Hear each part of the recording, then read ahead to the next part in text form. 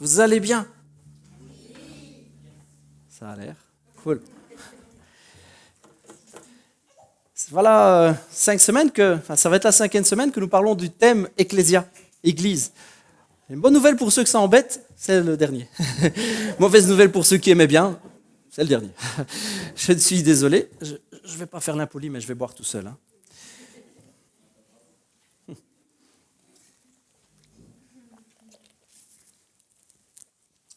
Voilà arrivé au 5e message.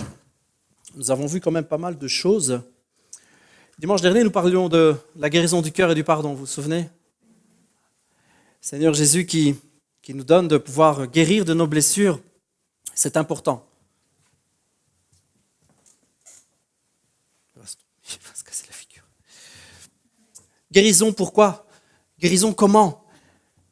Parce que Jésus, c'est vrai, va nous donner un cœur nouveau. Vous vous souvenez de ça? Le Seigneur Jésus, par sa grâce, Jésus nous donne un cœur nouveau. Il nous allège le cœur, il porte nos souffrances, il porte nos misères. Et aussi parce qu'il nous donne sa paix d'une manière surnaturelle, d'une manière absolument extraordinaire. Il nous donne sa paix, il nous donne sa joie. Il nous fait vivre le ciel.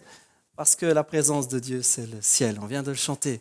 La présence de Dieu, c'est le ciel. Et ce ciel-là, alors que nous sommes sur terre, waouh, ça guérit notre cœur. Ça nous donne de marcher joyeux. Ça nous donne d'avoir la pêche le matin. Sois béni, mon frère. Et pour toute blessure, alléluia, pour toute blessure et pour tout mal, Dieu a une guérison. Ça, c'est bien quand même, c'est une méga bonne nouvelle. Pour chaque problème, pour chaque situation difficile, pour chaque coup, pour chaque pleur et pour chaque larme, Dieu a une guérison. Waouh! Le Seigneur a quelque chose pour chaque situation. Et il en est une chose exceptionnelle que Dieu veut que nous puissions réaliser. C'est qui nous sommes. Nous sommes quelqu'un. Yes, nous sommes quelqu'un. Oh, quelle est belle. Elle est plus souriante que pas mal de chrétiens. Pour toute mauvaise situation, Dieu veut nous faire réaliser qui nous sommes. Savez-vous qui vous êtes? Je ne vous parle pas de votre prénom. Encore heureux.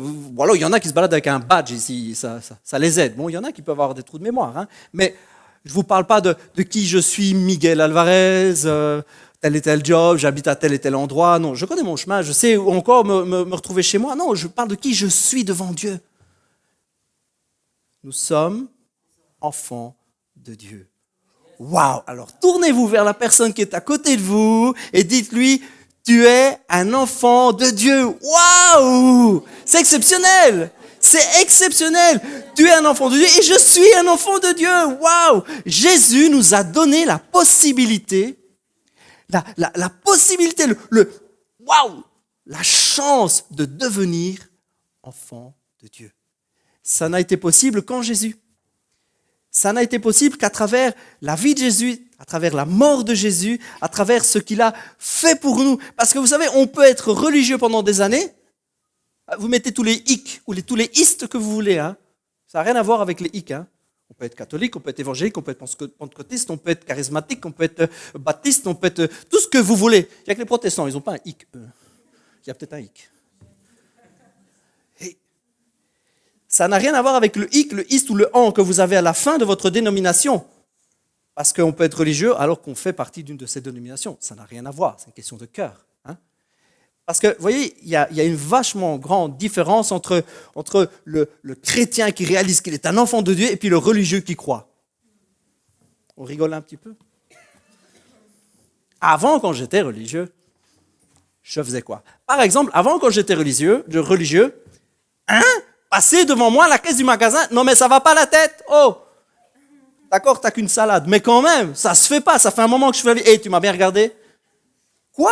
Prendre ma place alors que je suis là, dans le parking, ça fait 3 fois que je fais le tour, il n'y a pas une seule place, vous avez vu Ikea? Il n'y a pas une place, je fais 3 fois le tour de parking, je suis là, j'attends, il pique ma place alors que j'étais en train de me garer, tu veux que je t'apprenne c'est quoi le clignotant là, tu veux? J'étais en train d'attendre la place. Avant, quand j'étais religieux, arriver au boulot, me faire engueuler parce que j'ai pointé 2 minutes en retard. Oh, et le chef, tu t'es vu, non? Tu sais la laine que t'as le matin? Quoi? Se mettre devant moi, devant les bouchons? Mais il est malade. Je préfère rentrer dans le pare-choc du gardien. Vous savez, celui qui colle, je veux pas qu'on prenne ma place. Et chrétien, ça veut pas dire crétin. Hein? Je vais pas me laisser faire. Je préfère encore encaisser la bagnole de devant. Dans la famille, avec mari et femme, la même chose. Hein? Je demande pas grand-chose, moi, vous savez. Quand je rentre à la maison, je veux juste que le repas il soit servi. Je veux être tranquille. Une journée difficile, j'en ai bavé au boulot, je veux être tranquille. Je veux juste poser mon derrière dans le divan, regarder le foot et qu'on me foute la paix. Hein? Tout ce que je veux, c'est être tranquille.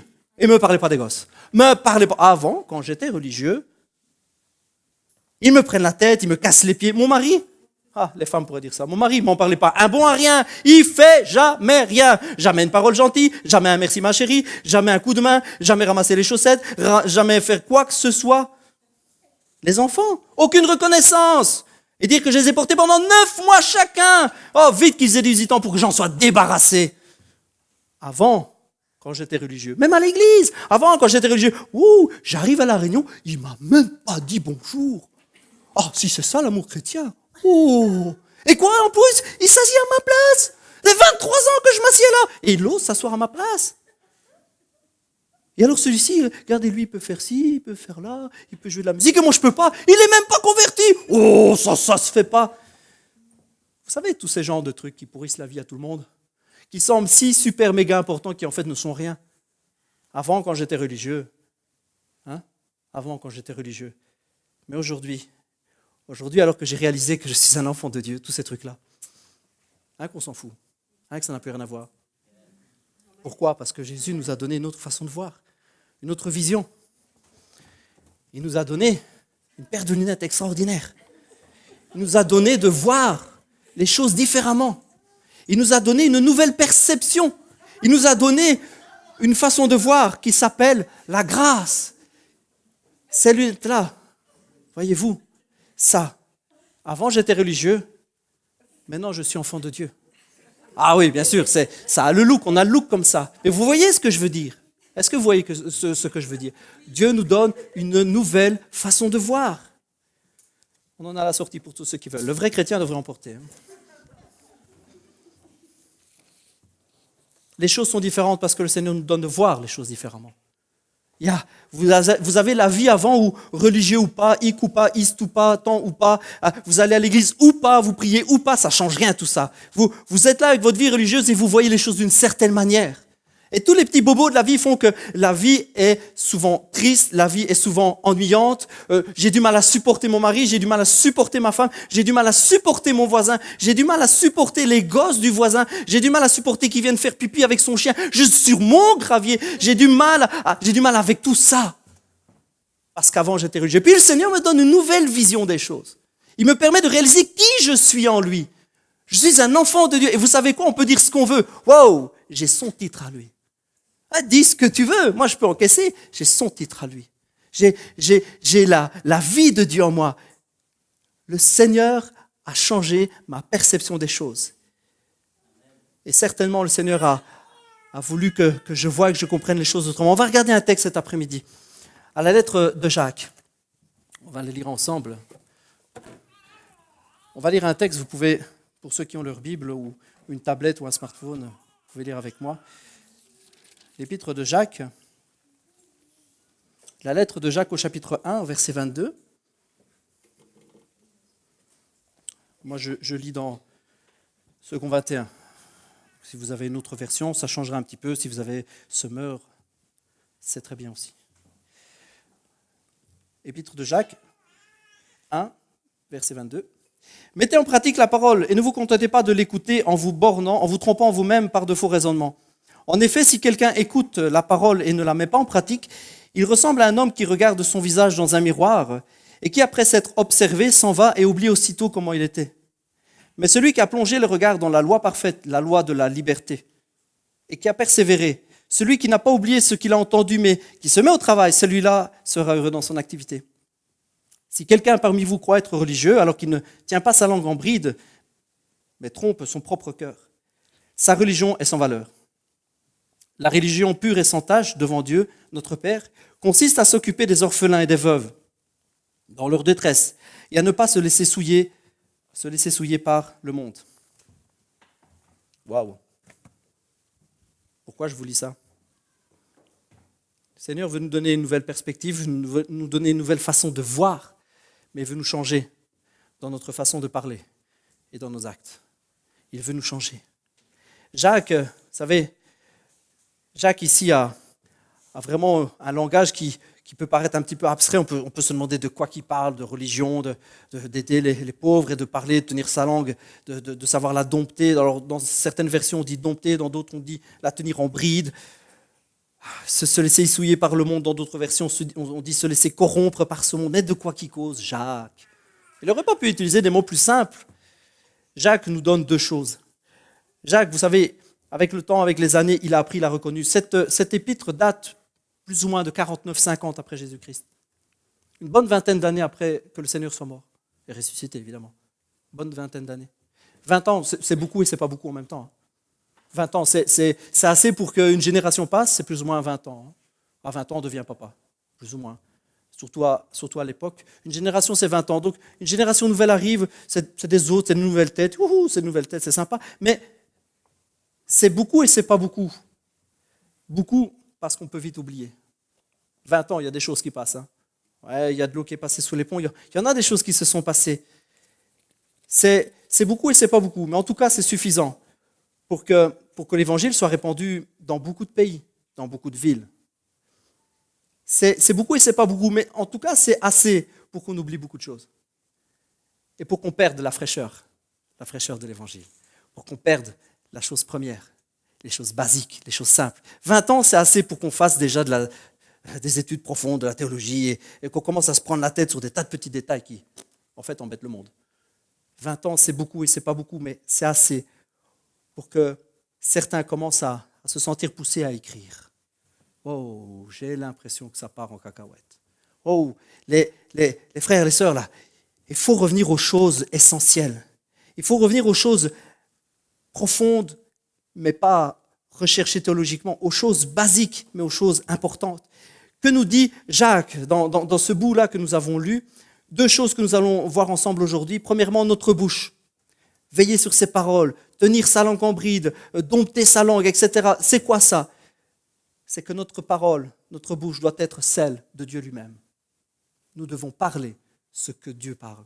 Nous devons dire ce que Dieu dit. Nous devons avoir les mots de Dieu. Nous devons avoir les mots de Jésus, la façon dont il parle.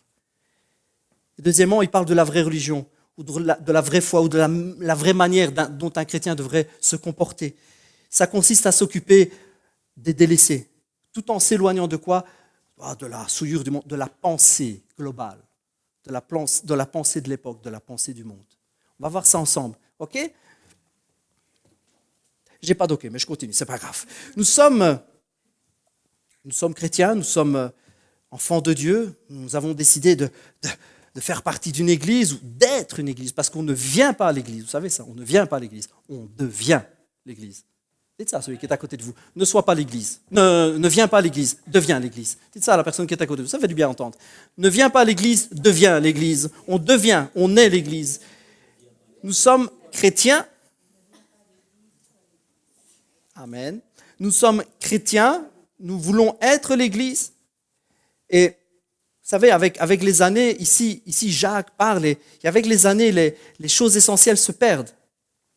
Mépriser quelqu'un. Jacques est en train de dire dans cet épître que de la même bouche, on dit des bonnes choses et on dit des mauvaises. Jusque-là, rien d'extraordinaire, on le sait tous. Mais il est en train de dire que de cette bouche-là, on bénit quelqu'un, on lui veut du bien, on lui parle bien, mais aussi on le bousille. On tire à boulet rouge. Kalachnikov. On y va. Il dit de cette bouche, on est super méga gentil, et de cette bouche, on est super méga méchant. Et il dit, il ne faut pas que ce soit comme ça. Il faut pas que ce soit... On va dire, ah ouais, mais quand même, Jésus, des fois, il s'est fâché. Des fois, il s'est fâché, Jésus. Vous ne ferez pas dire le contraire. Pasteur Miguel, des fois, Jésus, il s'est fâché, il s'est mis en colère. On se demande même s'il n'a pas frappé un ou l'autre en passant. On se demande même, avec tout le monde, avec qui Jésus a été rude un petit peu, voire insultant parfois. Avec les religieux. Avec qui? Au passage, si être chrétien, c'est mettre toutes les bonnes règles en pratique, ils étaient plus chrétiens que nous. Vous savez ça? Ceux que Jésus rudoie un petit peu ou qu'il insulte un petit peu parfois, de temps en temps, régulièrement, ces gens-là, ils étaient plus chrétiens que nous. Si être chrétien, c'est bien observer les règles, parce qu'eux les observaient bien mieux que nous pourrions jamais le faire. Le Seigneur Jésus est avec eux parfois rude, il les remet à leur place, mais avec les gens, avec monsieur et madame, tout le monde, avec vous, avec moi, il est d'une douceur, il est gentil, il est aimable, il parle avec bonté, il parle avec amour, avec gentillesse, il parle toujours pour tirer vers le haut. On lui amène quelqu'un et dit, moi je te condamne pas, mais et il prend la main, il relève la femme adultère. Le Seigneur va croiser un lépreux, il va pas avoir peur de le toucher, il va dire, oui, je le veux, sois pur, moi je le veux. Ça, c'est les paroles de Jésus. C'est positif, c'est gentil, c'est doux, c'est agréable. C'est jamais dans le conflit, c'est jamais pour abaisser, c'est toujours pour relever. Waouh! Waouh! Je dis, oui, mais pasteur, moi je trouve que c'est plus important, je l'entends d'ici, c'est plus important d'être sincère, vrai, que doux, gentil, aimable et hypocrite. Non, parce que moi, le mensonge, ça, jamais. Ça, être doux, gentil, ouais, mais sincère et vrai. Voilà ce que la Bible veut. Il faut être sincère et vrai. Le truc, c'est que parmi les chrétiens, la plupart du temps, on confond franchise et sincérité. Vous voyez ce que je veux dire? Je vais devoir ressortir mes lunettes si vous ne voyez pas. Ne faites pas ça. On est filmé. Faites pas ça. Vous voyez ce que je veux dire? La différence entre franchise et sincérité? T'as vu ma nouvelle coupe de cheveux? Affreux! Moche! Ah, t'es laide! Ça, c'est la franchise. C'est pas la sincérité, ça. Ça, c'est la franchise.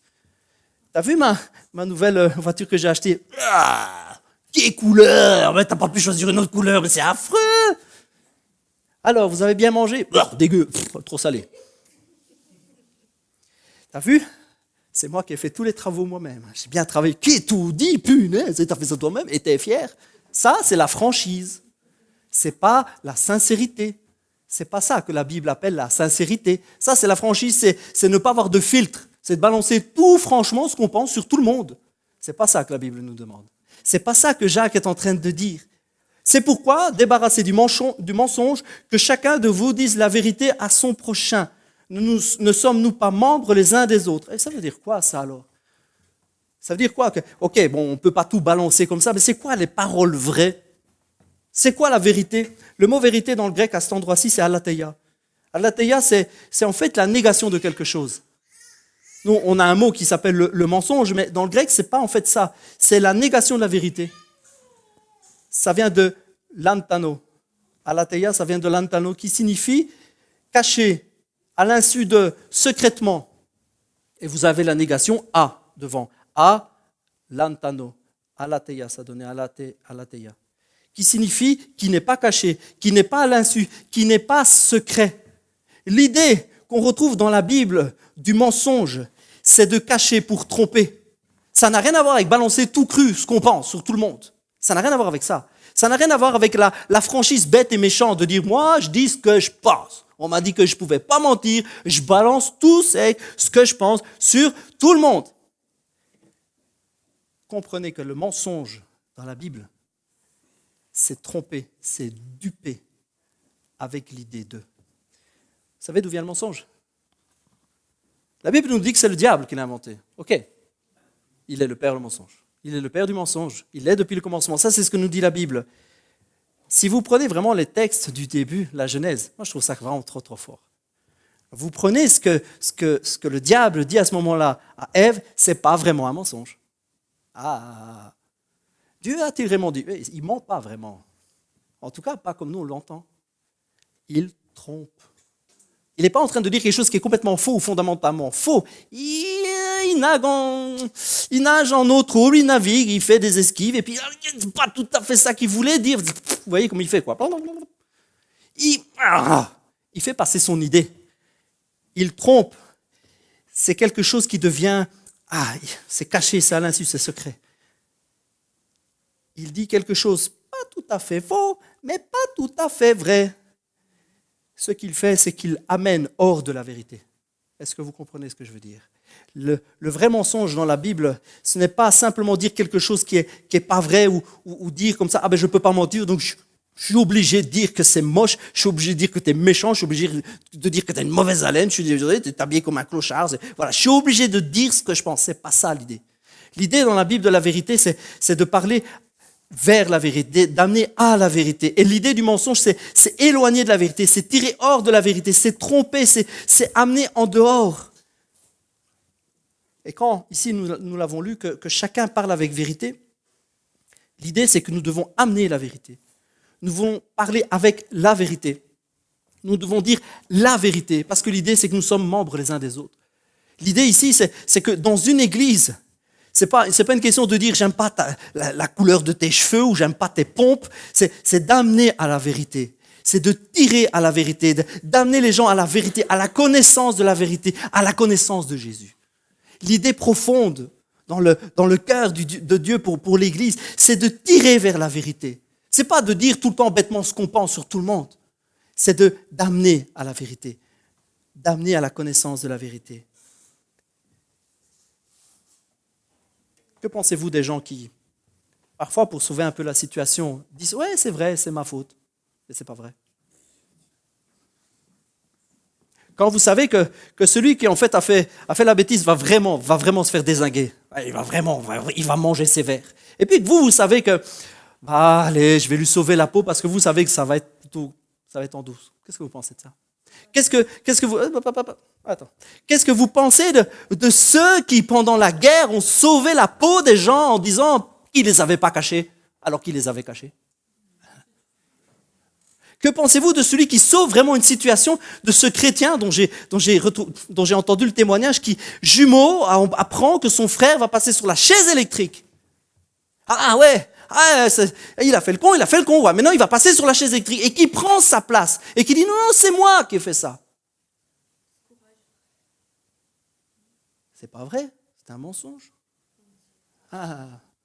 Et que pensez-vous de Jésus, qui sur la croix dit « je suis coupable ». C'est pas vrai. Et qui, en face de tout l'univers, en face de toutes les puissances, qui en face de tout, regarde de toute cette éternité, dit « coupable » à leur place. Que pensez-vous de tout ça? Le mensonge n'est pas forcément ce qu'on croit. La vérité n'est pas toujours ce qu'on croit non plus. La vérité, c'est pas dire bêtement ce qu'on a dans le cœur, c'est amener à la vérité. Voilà la parole de vérité. Là, le mensonge, c'est éloigner de la vérité. Jésus a pris notre place et vous savez quoi? Il a joué là, il a retourné la situation. Il a fait quelque chose, il a déclaré être coupable à notre place. Il a pris notre place. Alors que dire? Que dire de tout cela? Que penser? Penser, dire, ok, je dois avoir des paroles, je dois avoir la bouche de Dieu, je dois avoir le cœur de Dieu sur mes lèvres, je dois parler avec vérité, amener à la vérité, oui, amener à la vérité. Chacun de nous, l'Église doit apprendre à parler comme cela, à dire les choses vraies. Je ne suis pas en train de vous encourager à dire tout et n'importe quoi. Je ne suis pas en train de vous dire qu'on peut mentir et dire tout et n'importe quoi. C'est pas ça. C'est pas ça que je suis en train de vous dire. Je suis en train de vous dire que la vraie vérité, c'est d'amener les cœurs à la connaissance de Jésus. Voilà la parole de vérité. Voilà la parole que Jacques est en train de dire. C'est cette parole-là que vous devez avoir. Alors que parfois, ce que vous faites, vos paroles éloignent de la vérité, éloignent les gens de l'Église, alors que vos paroles parfois sont blessantes, sont méchantes et donnent envie aux gens, alors qu'elles sont vraies. Alors qu'elles sont vraies peut-être. Elles donnent envie aux gens de partir loin, de partir en courant. Jacques est en train de dire, retrouvez les vraies paroles de vérité, retrouvez la vraie parole. Ayez dans votre bouche la parole de Dieu, ayez dans votre bouche les paroles de Jésus. Jacques est en train de dire que nous devons maîtriser ce qui sort de notre bouche. Il prend l'exemple, Jacques, si vous lisez l'épître de Jacques, il prend l'exemple des animaux. Des animaux qui ont été domptés, tous, les uns, les petits, les grands, les moches et les gros. Ils ont tous été domptés par l'homme, mais, il dit, la langue, ça, on n'y arrive pas. La langue, les gens, les chrétiens n'arrivent pas à dompter la langue, ils n'arrivent pas à mettre un frein à leur langue, ils n'arrivent pas ouais, ok, c'est la vérité, on dit, j'ai le droit de dire ce que je pense, oui, je dois être sincère avec tout le monde, wow, bon sang, mets un frein à ta bouche. Parfois, il vaut mieux se taire que de dire des choses qui sont méchantes, même si elles sont vraies. Parfois, il vaut mieux ne rien dire Il faut prendre sur toi, il faut cacher, il faut parfois mettre comme un drap, comme une couverture sous quelque chose de mal en disant, c'est pas grave, moi je couvre ça, je prends sa place. Seigneur, je me mets à sa place, je couvre la faute. Oui. Et on dira, mais ça c'est mentir, ça va pas. Ça, c'est la vérité. Ça, c'est la vérité que Dieu veut dans son Église. Ça, c'est la parole de vérité que Dieu veut. Écoute, je vais prier avec toi, ok, ça va pas être ça. Écoute, c'est pas grave. Si, c'est grave, si, c'est pas bien, il a fait ça. C'est pas grave. Ouais, mais il a fait ça, il fait ça, et puis il fume, et puis il boit. Écoute, c'est pas grave. Ah, c'est pas vrai, c'est pas grave. C'est pas grave. Moi, je vais t'amener à la connaissance de la vérité et de la grâce. Voilà la parole de la vérité.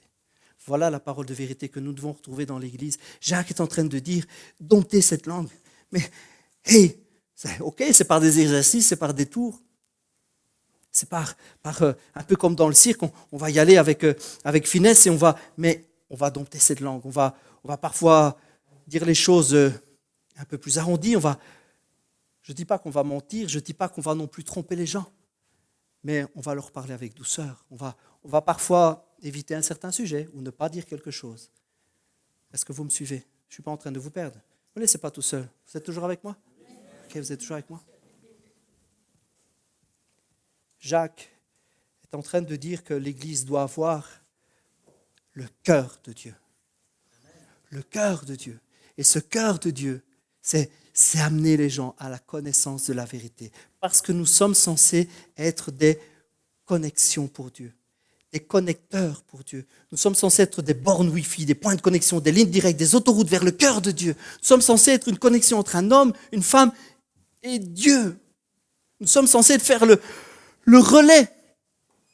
Et Jacques, il continue, hein, il insiste, il signe, il persiste, il y va. Il dit, et alors que vous maîtrisez vos paroles, alors que vous amenez les gens à la connaissance de la vérité, il faut que vos actes aillent jusque-là. Il faut que vos paroles, vérité, vous amenez les gens à la vérité, vous laissez les paroles blessantes, le vrai mais qui blesse, vous laissez tout ça et vous amenez les gens par vos actes. Vous traduisez ces paroles par des actes pour les gens et par des actes concrets. Mon frère, mes sœurs, que sert-il à un homme de dire qu'il a la foi s'il n'a pas les œuvres? La foi peut-elle le sauver? Si un frère ou une sœur sont nus et manquent de la nourriture de chaque jour et que l'un d'entre vous leur dise « Allez en paix, chauffez-vous et rassasiez-vous dans le nom de Jésus » et que vous ne donniez pas à cette personne le nécessaire à son corps, à quoi cela sert-il? Il en est ainsi de la foi. S'il n'a pas les œuvres, elle est morte en elle-même. Bla, bla, bla, bla, bla. Pour dire quoi? Pour dire quoi? Pour dire, ah voilà, moi je dis des bonnes paroles de vérité, des paroles d'encouragement. J'ai compris, frère. Ah, j'ai compris, pasteur. Maintenant, je vais encourager les gens. Moi, je vais dire des bonnes choses. Je ne vais pas mentir, hein, mais je vais dire des bonnes choses. Et puis, je vois quelqu'un qui est malheureux. J'ai bien appris ma leçon, bien parlé, bien gentil. Hein, sois béni.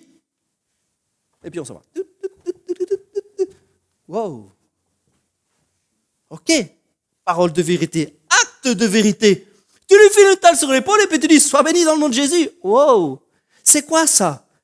Ah, mais tout est ok, hein, j'ai pas menti, j'ai dit la vérité, parole de vérité. Tu parles, ouais, c'est le cas de le dire, tu parles. Ben oui, justement, c'est ça le problème, tu parles mais tu fais rien. Jacques est en train de dire, là, le cœur de Dieu, ce sont des paroles, c'est des paroles choisies pour amener la connaissance de la vérité, pour amener les gens à connaître Dieu, à connecter avec lui. Mais c'est aussi des actes. C'est aussi des actes, ce sont des actes qu'on pose pour les gens. La religion authentique, dira-t-il, est pure aux yeux de Dieu. Ça consiste à aider les orphelins, les veuves dans leur détresse et à ne pas se laisser corrompre par le monde. Drôle de mot ça, hein? Pas se laisser corrompre par le monde. Apparemment, on va être rouillé, on va être sali. L'idée qui est derrière, c'est de ne pas se laisser envahir par la pensée du monde. Corrompre, souiller, si vous allez chercher dans le texte, ce n'est pas une question d'être sali par le monde, c'est une question de se laisser entacher par le monde. L'idée, c'est de se laisser prendre par l'idée du monde. Vous savez, à l'époque, c'est simple. Jacques est en train de parler des veuves et des orphelins. C'est simple. Vous rebobinez la cassette 2000 ans avant. Les orphelins et les veuves, c'est mort assuré. C'est mort assuré. C'est pas comme aujourd'hui. Hein? Jacques, il est en train de parler de ceux dont la situation, elle est foutue. C'est foutu pour eux. Vous êtes veuve, À cette époque-là, c'est foutu. Ah, parce que vous pensez que les femmes ont le droit de travailler, vous. Et puis quoi encore. Et t'es orphelin. Vous pensez qu'il y a des allocations sociales. Hein. Et qu'il y a des maisons pour aider les orphelins. Tu parles, ils sont dans la rue. Ils sont dans la rue, il n'y a personne qui s'occupe d'eux, il n'y a personne qui se soucie d'eux, il n'y a personne qui se soucie d'une veuve, personne qui se soucie des orphelins. Le papa est mort, tant pis pour eux, pas de chance. Jacques est en train de dire, ça c'est la pensée, hein. C'est ce que tout le monde pense. Ah oui, ouais, pas de chance pour eux. Non, vous ne laissez pas corrompre par cette pensée-là. Bon sang, c'est pas la pensée de Dieu. Il ne faut pas se laisser corrompre par cette pensée-là. Il ne faut pas se laisser prendre par cette pensée-là. La vraie religion, la vraie foi, ce qui vraiment vient du cœur de Dieu. Si tu mets un frein à ta bouche, si tu as des paroles de vie, si tu as des paroles d'amour, si tu les amènes à la vérité, ça se traduit par des actes. Ça se traduit par une prise d'action. Pour tous ceux qui sont délaissés, tous ceux qui sont rejetés, tous ceux qui sont mis de travers, de côté, tous ceux qu'on ne regarde pas, ceux qui sont foutus, vous pouvez dire Amen, s'il vous plaît. C'est pour cela qu'il faut prendre position. Oh, ça fait 5 semaines qu'on parle d'église et vous allez dire, oh, pasteur Miguel, oh là là là là. On va tout résumer à ça, là. C'est ça l'église. Un club de gens gentils qui font leur BA. Un club de gentils. Toujours une parole douce, toujours un sourire sur les lèvres, toujours des enjoués, enthousiastes. En fait, des illuminés, quoi. Des utopistes. Et qui imaginent qu'ils vont changer le monde avec un peu d'amour. Hein. Pasteur Miguel, revenez sur terre. Oh là là là là. Ça veut dire que donc l'Église, ça se résume à ça. Aimer.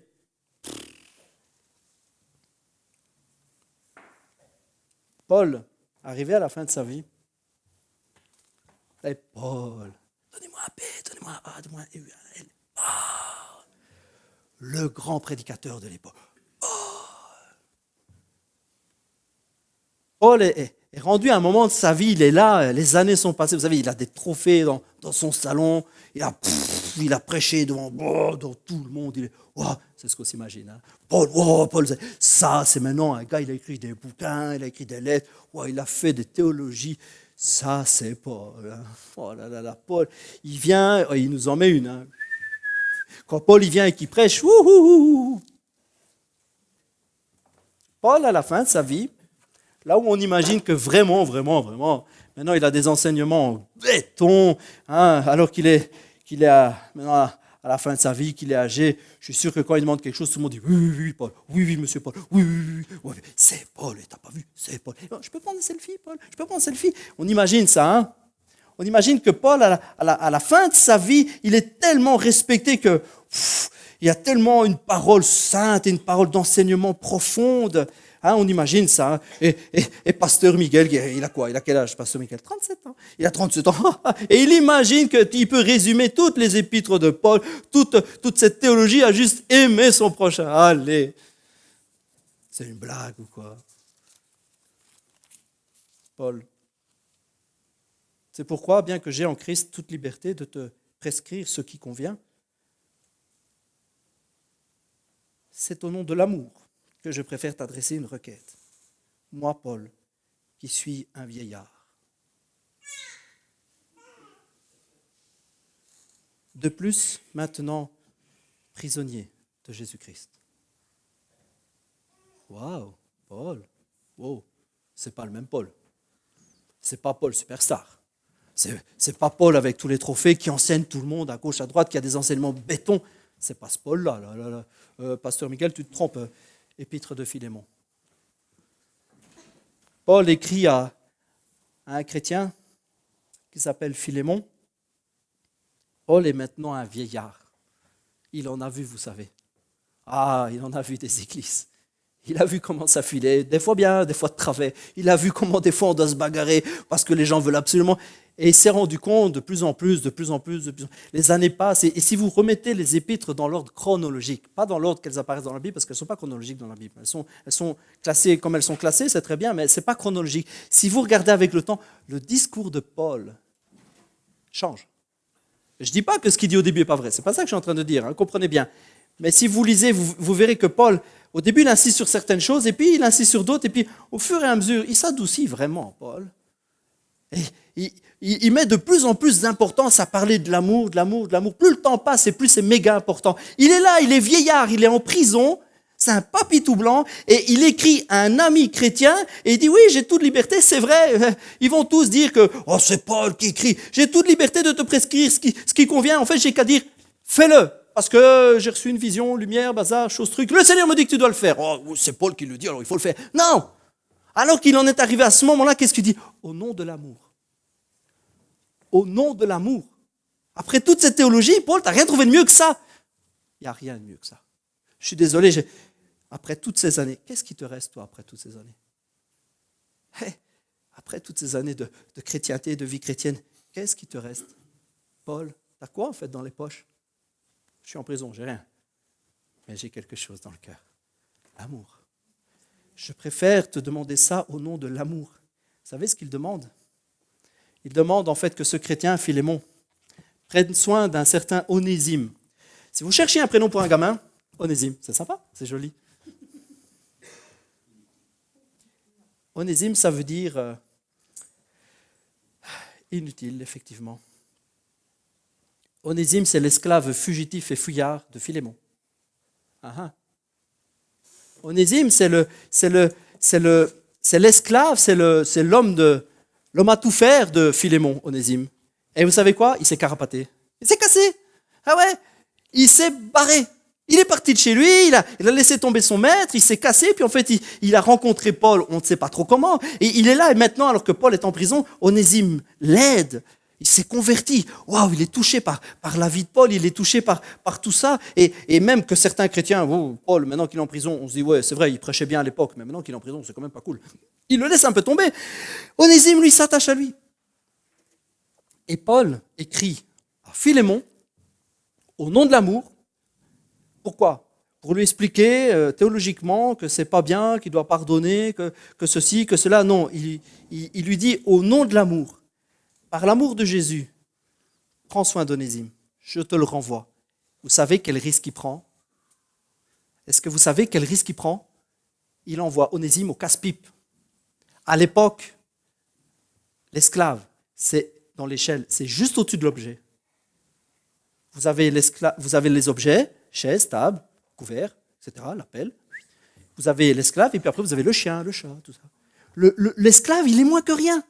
Le maître, il a le droit de vie et de mort sur lui. Il faut réaliser que Philémon, à ce moment-là, il a le droit, quand le gars, il revient, Onésime, il revient faire « Ah, je t'attendais.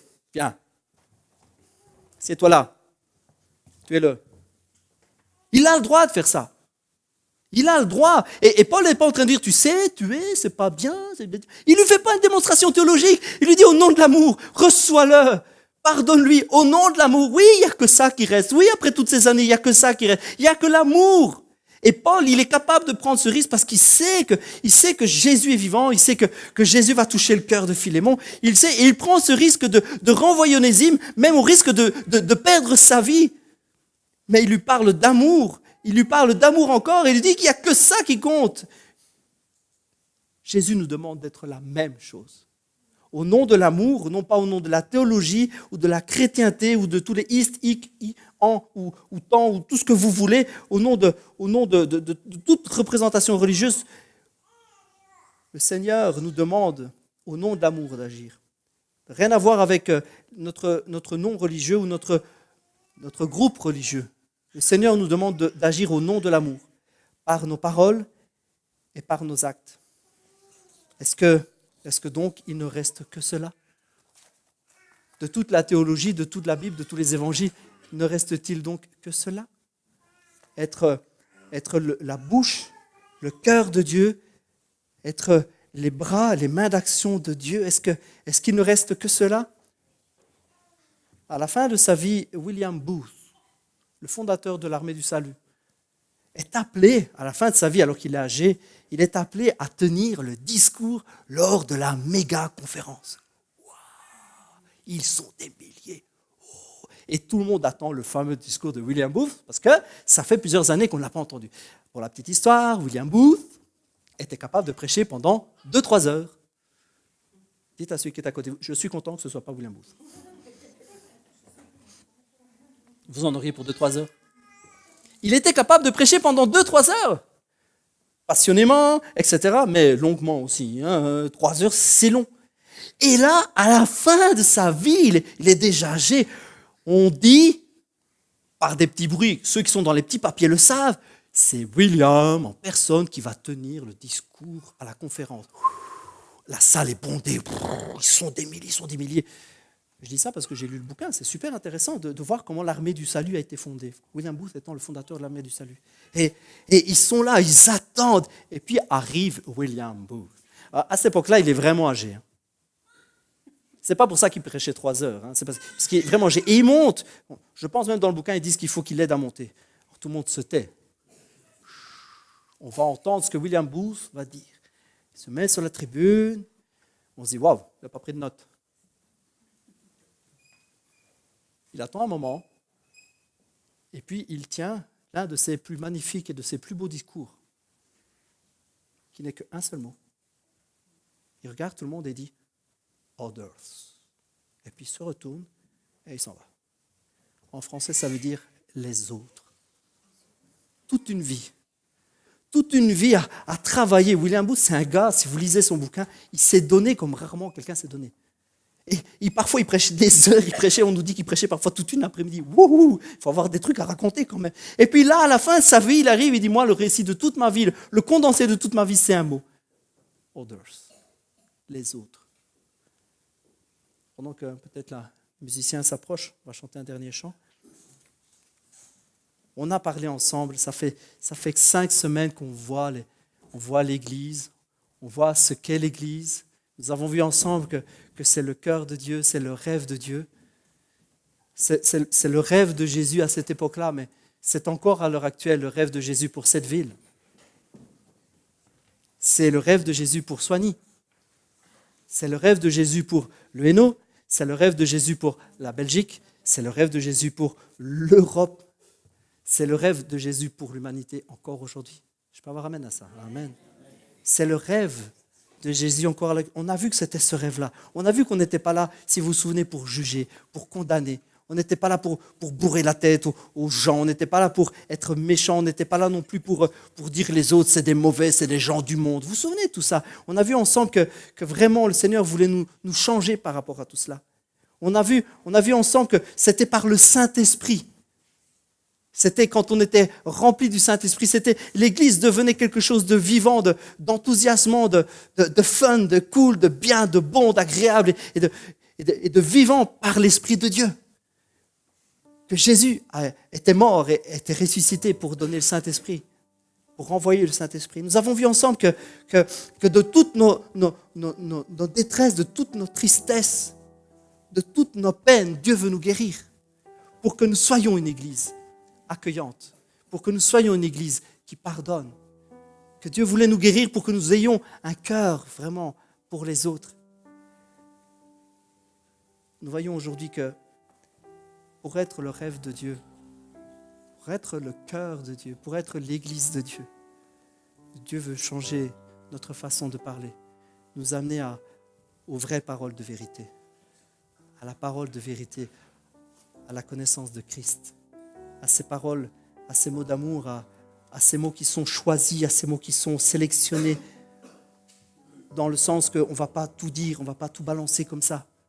On va pas, parce que notre voisin il n'est pas converti, on ne va pas aller lui balancer des trucs, pas possible, quoi. Tout ça parce que c'est quelqu'un du monde. Non, on va mettre un frein à notre bouche, on va demander à Dieu de sois ma bouche, sois mes paroles. Et nous voyons que ces paroles se traduisent par des actes d'amour. Et que, en fait, en définitive, il ne reste que ça. Il ne reste que ça. Après toutes ces années, ces hommes-là, que ce soit un Paul, que ce soit un William Booth, que ce soit n'importe qui, après toutes ces années, vous savez ce qu'il leur reste dans les poches quand ils arrivent là-haut. C'est la foi, c'est l'espérance, c'est l'amour. C'est tout ce qui leur reste. La seule chose que vous allez embarquer pour aller au ciel, c'est l'amour. La foi et l'espérance. Mais la plus forte, c'est l'amour. à être le cœur de Dieu, être l'église de Dieu. C'est pas bien compliqué, vous savez. C'est pas bien compliqué. C'est à notre portée. Si vraiment nous nous mettons devant Dieu et disons, Seigneur, change mon cœur. Je veux devenir ça. Seigneur, je veux devenir cette église. Seigneur, je veux devenir cela. Je veux être le cœur de toi pour cette génération. Seigneur va faire son œuvre en nous. Seigneur va nous changer. Je m'attendais à ce que vous veniez chanter quand même.